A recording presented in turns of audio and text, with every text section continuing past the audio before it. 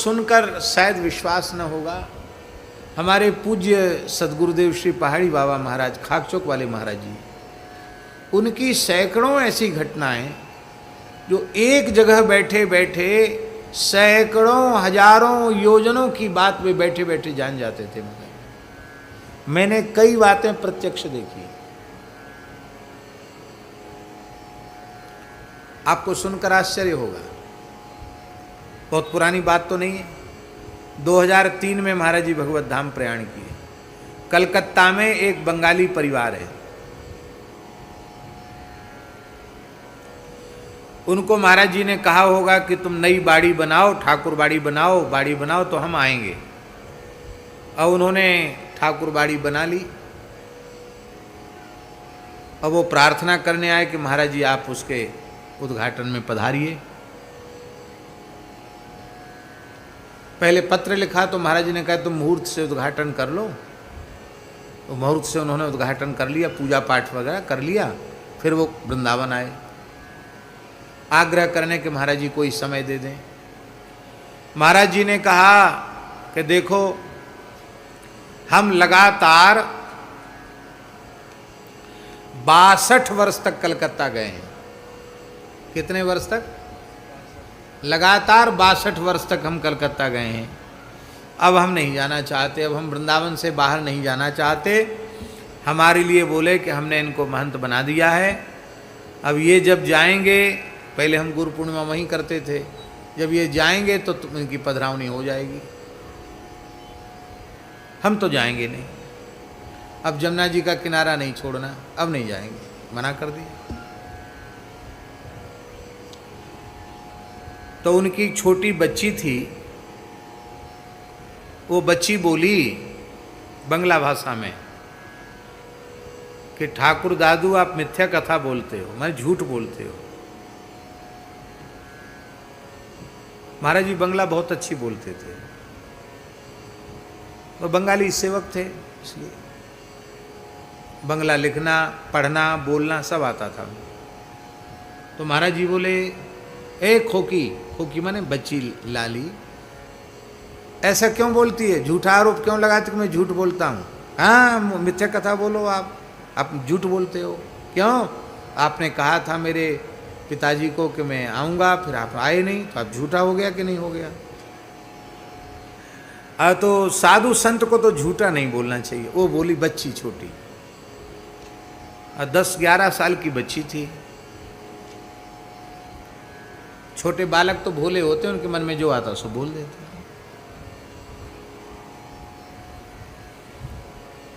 ये बात भी मेरे सामने हो रही थी। और दूसरे दिन सवेरे महाराज जी चाय पी रहे थे। हमारे केशवदास जी तो बहुत समय रहे वहाँ पुजारी के रूप में। तो लकड़ी का वो उसका नारियल का कटोरी रहती थी, उसमें चाय पीते थे। तो महाराज जी चाय पी रहे थे और वो उसका पिता और वो बेटी सामने बैठी थी। तो महाराज जी बोले चाय पीने को, ए खोकी इधर आए, देख हम तेरे घर हो आए, हमने अपनी बात सत्य कर दी, हम तेरे घर हो आए और कुछ खा के भी आए हैं, विश्राम करके आए हैं, तेरे घर हो आए हम।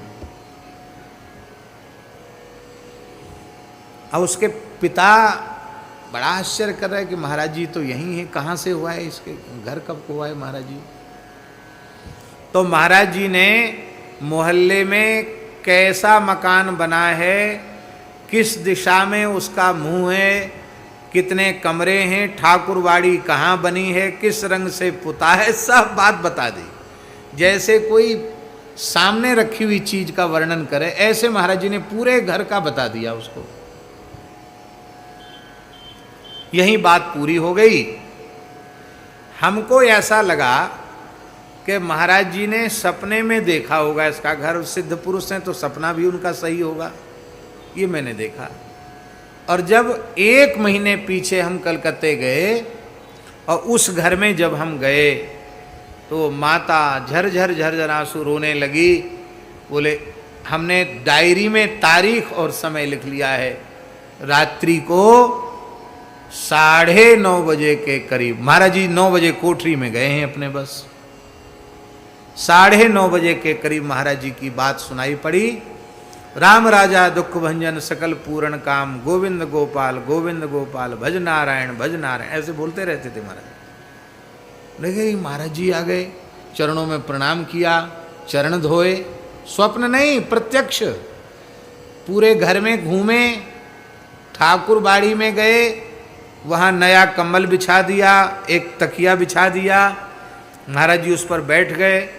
बोले देख तू स्नान कर, और स्नान करके, बंगालियों में पवित्रता बहुत होती है, आप लोग ऐसा नहीं समझना। हाँ, उनकी ठाकुर बाड़ी अलग होती है, ठाकुर जी के पात्र अलग होते हैं, जो वैष्णव परिवार है। और जो वैष्णव नहीं है उनका तो फिर कोई बात नहीं। जो वैष्णव परिवार हैं उनमें ठाकुर बाड़ी की पवित्रता बहुत होती है। ठाकुर जी की सब जिनिस वस्तु सब अलग होती है। तो परवल का साग बनाया, ठाकुर जी को भोग लगाया, और महाराज जी के पत्थर के पात्र उनमें पवाया। और पवाने के बाद बोले, महाराज जी बोले देख अब लेट हो गए, अब हम विश्राम में जाएंगे। भला अब हम विश्राम में जाएं। महाराज जी वहीं लेट गए, ठाकुर जी के घर में ही लेट गए, ठाकुर बाड़ी में लेट गए। और वो भी जाके लेट गई, घर में नीचे जाके वो लेट गई। सवेरे 4 बजे स्नान करके वो दौड़ के आई, तो देखा तो वहाँ केवल कक्ष में सुगंध ही सुगंध थी, महाराज जी के श्रीअंग की दिव्य सुगंध। महाराज जी वहाँ नहीं थे। उसने कहा महाराज जी आप विश्वास कर सकते हैं, पर संसार का कोई व्यक्ति विश्वास नहीं कर सकता, मैंने अपने हाथ से बनाकर महाराज जी को पवाया। ऐसी एक घटना नहीं, ऐसी कितनी घटनाएं थी। ब्रज के गांव में फक्कड़ पने में रहने वाले महात्मा एक से एक सिद्ध। जमुनापल्ली पार एक गांव है रुदायन, जहां हमारे श्री केशवदास जी महाराज गोपाल जी की सेवा करते हैं। वहाँ मस्तराम बाबा थे, और मस्तराम बाबा महाराज जी के गुरु भाई ही लगते थे, पहाड़ी बाबा के गुरु भाई लगते थे। पर मस्तराम इसलिए उनको लोग कहते थे, वो तिलक विलक नहीं लगाते थे, ऐसी कोई रज चंदन वगैरह कुछ लगा लिया, वह गैया चराते थे वो, और सेवा करते थे, खेत में सेवा करते, गैया चराते मस्तराम बाबा।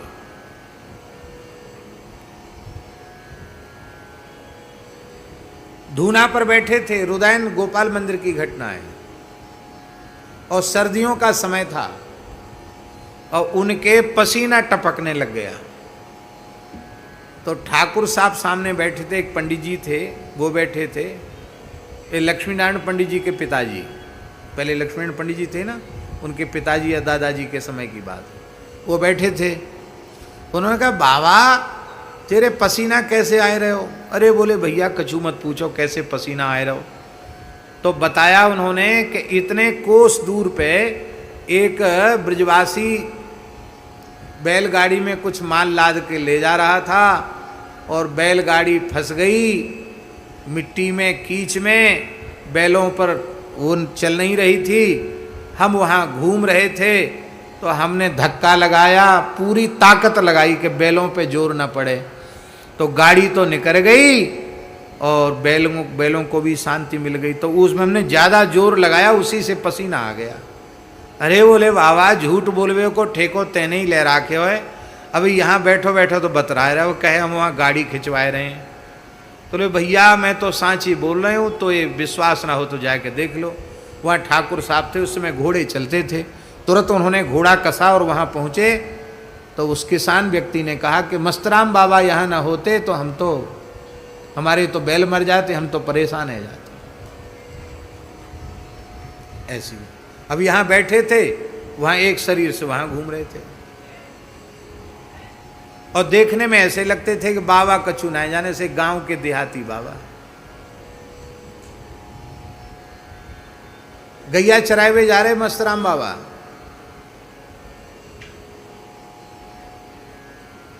गैया चराए हुए जा रहे बाबा, और एक गुजर, यहां कोई गुजर बैठे हो तो बुरा मत मानियो, बड़ा नामी पहलवान था गुजर। तो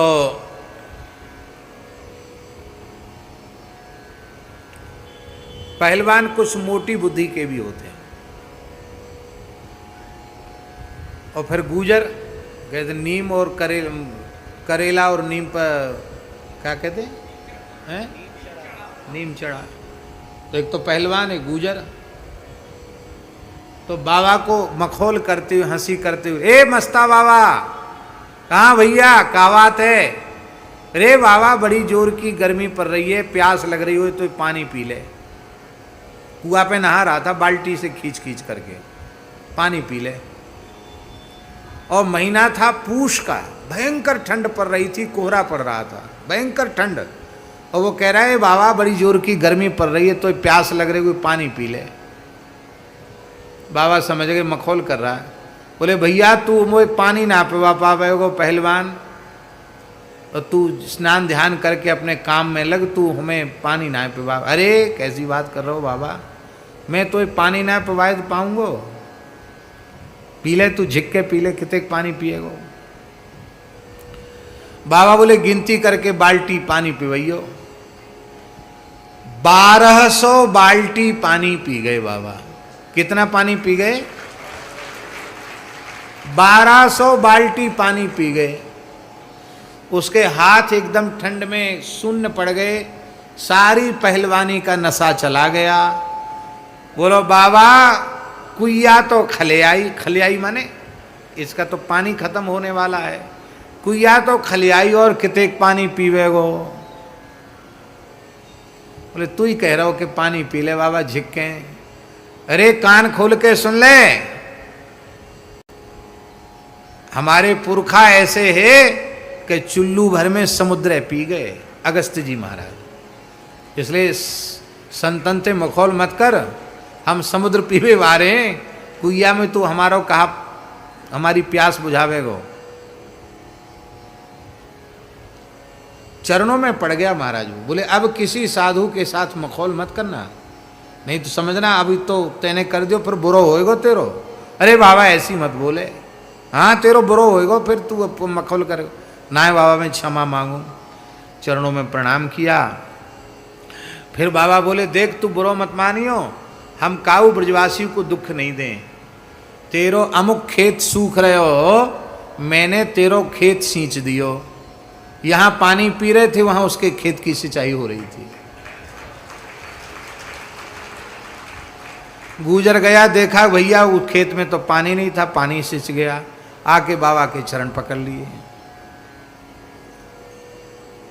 अब महाराज जी सुनाते थे, पहाड़ी बाबा महाराज, कि मस्तराम बाबा किसी ब्रजवासी के घर में चले जाते, छींके से माखन की मटकी उतार लाते, दही उतार लाते, और गांव की स्त्रियां उनको बाबा रसिया सुना, नाच दिखा बाबा रसिया सुना। तो जो द्वापर की लीला है वो कल युग में होती है। इस स्थान में भोजन कम करते थे, ऐसी घरों में जाके ब्रजवासियों घर में खा जाते, महेरी खा जाते, राबड़ी छाछ खा जाते, मस्त रहते, गैया चराते, न कभी माला फेरते दिखाई पड़ते, न कोई भजन पूजा करते दिखाई पड़ते, और सिद्ध पुरुष थे। अतीन्द्रिय ज्ञान इसको कहते हैं। धर्म और सदाचार की ऐसी महिमा है।